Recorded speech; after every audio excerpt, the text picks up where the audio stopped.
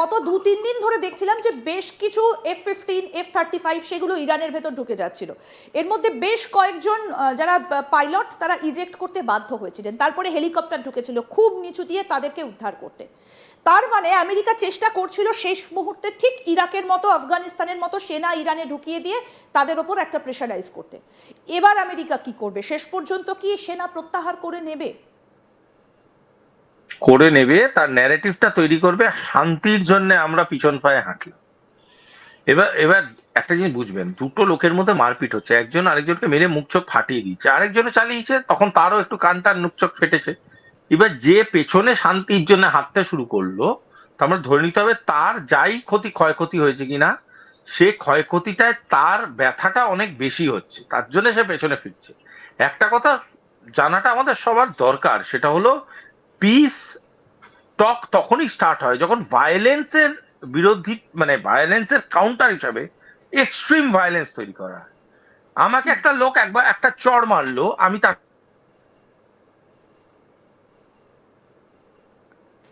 অর্থাৎ এই মুহূর্তে দাঁড়িয়ে যেটা সব থেকে বেশি গুরুত্বপূর্ণ বিষয়, যে শর্তগুলো ইরানের তরফ থেকে দেওয়া হয়েছে সেই শর্তগুলো কি মানা হবে শুভাশিস, যেটা আপনি বলছিলেন? আমি সেটাই বলছি, কাউন্টার ভায়োলেন্সটা ইরান এবং আমেরিকার মধ্যে ইরান মারাত্মক করেছে। এবং বারংবার বলছি, ইরানের যত ক্ষতি হয়েছে আমেরিকার সেই তার থেকে অনেক বেশি এস্টাবলিশমেন্ট, ইনফ্রাস্ট্রাকচার, পলিটিক্যাল এবং ডিপ্লোম্যাটিক ক্ষতি হয়েছে, যেগুলোকে আপনি অর্থ দিয়ে বিচার করতে শুধু পারবেন না। তার মধ্যে তার ইমেজ ভ্যালু আছে, যেটা মারাত্মক সাংঘাতিক ইমেজ ভ্যালু। ওয়ার্ল্ড পোডিয়াম গুলো তার স্ট্যাটাস দেখিয়েছে। এই যে নেটো আমেরিকার সাহায্যে দাঁড়ালো না, এটা কি ভ্যালুয়েশন করা যায়? এটা কি পয়সা দিয়ে ভ্যালুয়েশন করা যায়? কি কারণে ইটালি, স্পেন এরা দাঁড়ালো না, এটা কি পয়সা দিয়ে ভ্যালুয়েশন করা যায়? ইন্ডিয়ার কাছে যে তেলটা পাঠালো, সেই তেলটার জন্য ইন্ডিয়া যে পয়সাটা দিল, সেটাই কি একমাত্র ভ্যালুয়েশন? এটা হতে পারে কোনোদিন?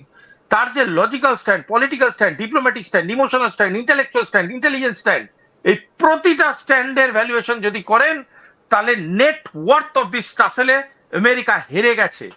এবং হেরে গেছে বলেই তারা আজকে বারংবার পিস্টকে বসতে চাইছে।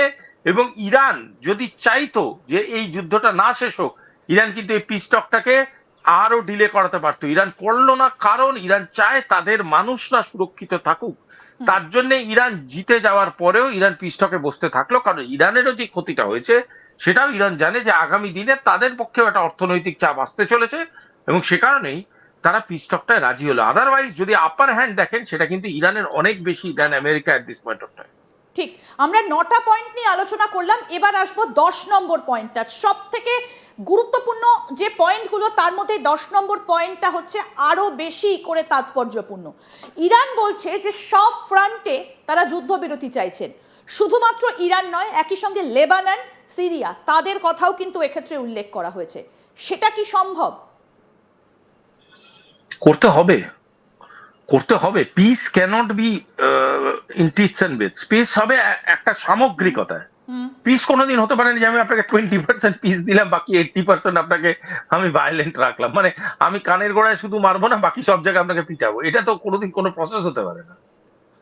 এটা এটা পিস কেন মাল্টি ফ্রন্টে বন্ধ করতে চাইছে? কারণ ইরান অ্যাজ এ অ্যালায়েন্স এই গোটা কনফ্লিক্টটা জিতে বেরোতে চাইছে। কারণ ইরান বুঝেছে বিশ্বের একটা বড় অংশ, যারা ধরুন সামরিক অ্যানালিসিস করে বা যারা ডিপ্লোম্যাটিক স্টাডিজ এর লোকজন, তারা সবাই বুঝতে পেরেছে রিয়ালিটিটা কি।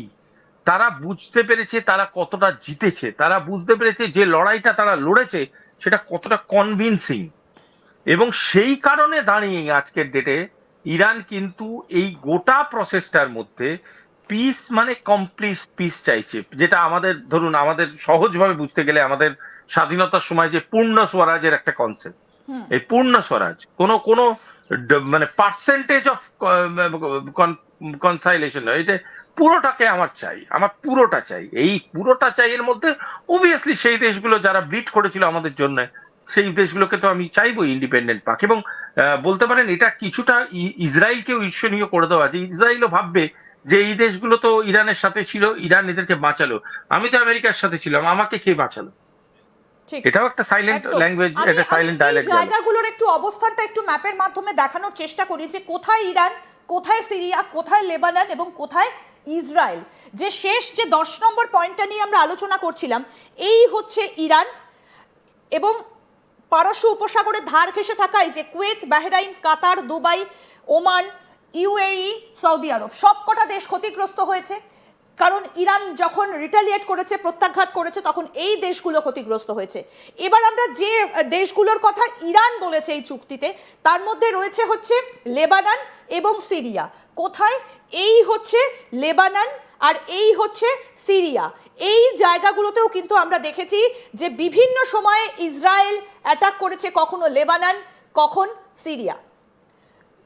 ইরানের এই যে শেষ 90 মিনিট, অর্থাৎ শুভাশিস যেটা নিয়ে আমরা আলোচনাটা শুরু করেছিলাম গতকাল রাত্রি 6:30, তখনও পর্যন্ত ইরান কিন্তু প্রস্তুত যে হয়তো তাদের দিকে পরিণতি আসতে চলেছে ঠিক দ্বিতীয় বিশ্বযুদ্ধের শেষ যেভাবে হয়েছিল সেই রকম একটা কথা কিন্তু ডোনাল্ড ট্রাম্প এর আগেও বলে রেখেছিলেন। তিনি যুদ্ধ শেষ করতে চান, কিন্তু কিভাবে করতে চান তার হিন্ট কিন্তু তিনি সেই সময় তুলে ধরেছিলেন। দ্বিতীয় বিশ্বযুদ্ধের কথা তিনি বলেছিলেন, তিনি তার পূর্বসূরীদের কথা উল্লেখ করেছিলেন। ইরান কিন্তু সেখান থেকে তৈরি ছিল যে কিছু একটা হয়তো ঘটে যেতে পারে। 9 কোটি মানুষ ইরানের, তারা 6:30 পর্যন্ত তারা কিছুই জানতেন না কি তৈরি হবে। ঘড়ির কাঁটায় ঠিক 6:32 একটা বৈঠকের খবর সূত্র মারফত উঠে আসছে, যেটা আপনি বললেন শুভাশিস যে এটা সম্পূর্ণ মিথ্যে, সর্বৈব মিথ্যে। ইরানের তরফ থেকে কে আলোচনায় বসেছিলেন? কিন্তু এখন প্রশ্নটা হচ্ছে এই যে শেষ 90 মিনিট ঘটনাটা পুরো বদলে গেল যখন ইরান তৈরি হচ্ছে যে হয়তো তাদের এই মানচিত্রের মধ্যে কোনো একটা জায়গাতে বড় আঘাত আসতে চলেছে। সেখানকার ছাত্র, সেখানকার যুব, সেখানকার প্রশাসন সবাই তৈরি হচ্ছে। তাহলে খেলাটা ঘোরালো কে শেষ পর্যন্ত? কারণ আপনি বলছেন সম্পূর্ণ মিথ্যে কথা, পাকিস্তান যেটা বলছে সেটা সম্পূর্ণ প্রোপাগান্ডা। তাহলে কি সেই রাশিয়া আর চীনের প্রেশার? না না না, ইরান খুব ভালো মতনই জানতো আমেরিকা অ্যাটাক করবে না। আমি আপনাকে বলছি এটা ভালো মতো জানতো। ইরান যেটা ভেবেছিল যে আমেরিকা আমাদের বিভিন্ন এনার্জি স্টেশনস গুলোকে হিট করবে এবং আমাদের ইলেকট্রিসিটি এবং বাকি যে জায়গাগুলোকে নষ্ট করে দেবে। নুক হবে না, এটা আমি আপনার চ্যানেলে সম্ভবত আপনার সাথে ইন্টারভিউতে আমি অনেকদিন আগে বলে দিয়েছিলাম, নুক হবে না। করার ক্ষমতা রাখে না আমেরিকা, তাই জন্য করতে পারবে না, পরিষ্কার কথা আজকের ডেটে 2024 সালে। তাই জন্য নুক হবে না, নুকটা শুধু ওই দেখানোর মতো, ভয় দেখানোর মতো, আর কিছু না। এবার ইরান যেটা করলো সেটা একটা অদ্ভুত ডিপ্লোমেসি, সেই ডিপ্লোমেসিটা বুঝতে হবে। সেটা হলো এই যে electricity, what is electricity? Electricity হচ্ছে একটা সিভিল রিকোয়ারমেন্ট, একটা ইন্ডাস্ট্রিয়াল রিকোয়ারমেন্ট। ইলেকট্রিসিটি এমন একটা জিনিস যেটা সবার লাগে আজকের ডেটে।